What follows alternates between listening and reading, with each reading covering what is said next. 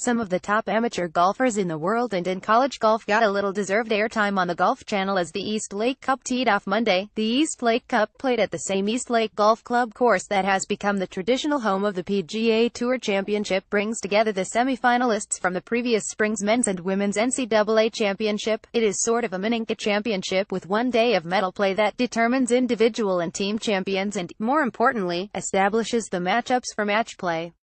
Since both the men's and women's NCAA championship went to match play, the men took the dive first and the women followed a few years later. The top teams are always on the lookout for any opportunity to get some match play experience. All these kids grew up playing stroke play, but match play is a whole different ballgame.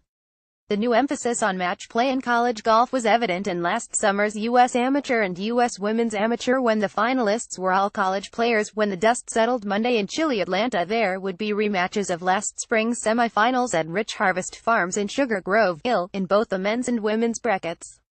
It didn't have to work out that way. It just did. On the men's side, reigning Southeast Conference champion Vanderbilt, number 11 in the latest golf stat rankings, swept both the individual and team medalist honors, while Gordon, a junior from Davidson, NC, matched par with a 72 on an East Lake layout that measured 7,630 yards for the guys to edge four players by a shot for the individual title. He led the Commodores to a 4 over 292 total and a 3-shot margin over reigning national champion and 12th-ranked Oklahoma for team medalist honors. Number 10 Illinois, the reigning Big Ten champion and two-time defending East Lake Cup winner, was third at 301, followed by number 38 Oregon, the reigning Pacific 12 champion, at 313. Two of Gordon's Vanderbilt teammates, Theo Humphrey, a senior from Greenwich, Conn, and the number 15 player in the world amateur golf ranking, and John Augenstein, a sophomore from Owensboro, Kentucky and the hero of the Commodores' heart-stopping run to the SEC title last spring, were two members of the foursome that finished a shot behind Gordon at 1 over 73. Illinois Nick Hardy, a senior from Northbrook, Ill, and number 12 in the world amateur golf ranking, and Oklahoma's Grant Hirschman, a senior from Collierville, 10, rounded out the quartet, tied for second at 73. Rounding out the medal-winning team effort for Vanderbilt were Harrison Ott, a freshman from Brookfield, West, who finished tied for sixth with a 2 over 74, and Patrick Martin, a junior from Birmingham, Alabama, who finished tied for 13th with a 4 over 76 that the Commodores were able to toss. Vanderbilt will take on Oregon Tuesday in a rematch of last spring's semifinal at Rich Harvest Farms, won by the Ducks, who reached the NCAA's final match for the second straight spring. Oklahoma will battle Illinois in the other semifinal.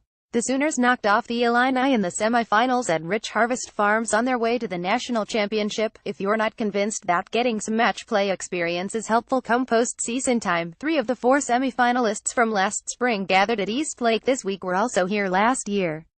Case lost, Stanford, no. 5 in the latest golf stat rankings, is the only returning women's team battling for the East Lake Cup. The Cardinal grabbed team medalist honors with a 3 over 291 total over an East Lake layout that measured 6,206 for the gals. Number 12 Southern California, led by individual medalist Robin Ree, a junior from Redondo Beach, Califf, finished 6 shots behind Stanford in second at 9 over 297. Number 10 Northwestern was another shot behind the Trojans, in third at 10 over 198, and number 7 Arizona State, the reigning national champion, finished fourth at 13 over 301. Stanford, Southern Cal and Arizona State are all Pac-12 teams, while Northwestern comes out of the Big Ten, refired at 2 under 70 to capture individual medalist honors by a shot over a talented foursome. 2 players from opposing sides in the 2016 Curtis Cup match at Dunleary Golf Club outside of Dublin, Stanford's Andrea Lee, a sophomore from Hermosa Beach, Califf, and number 5 in the women's world amateur golf ranking, and Arizona State's Olivia Mahaffey, a sophomore from Ireland and number 14 in the women's world amateur golf ranking, were 2 of the 4 players who finished a shot behind Ree in a tie for second at 1 under 71.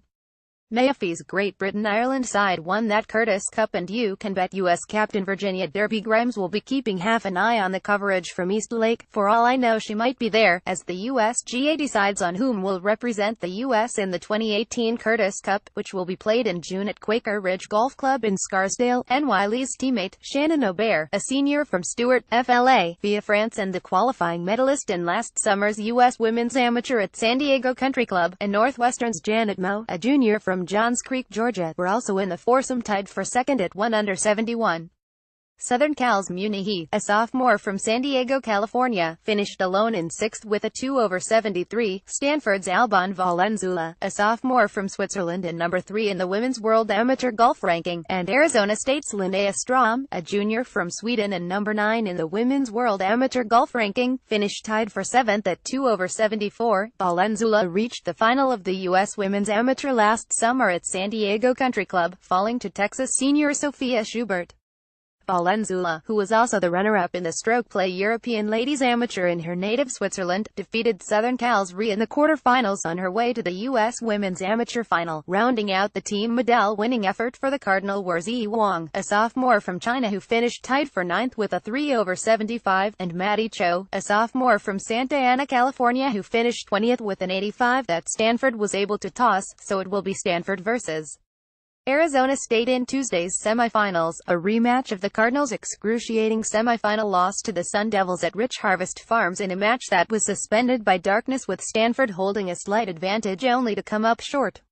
A victory would also have given the Cardinal a third straight trip to the NCAA Championship's final match. The other semifinal will pit Northwestern and Southern Cal in a rematch of last spring's other semifinal that the Wildcats won to reach the final.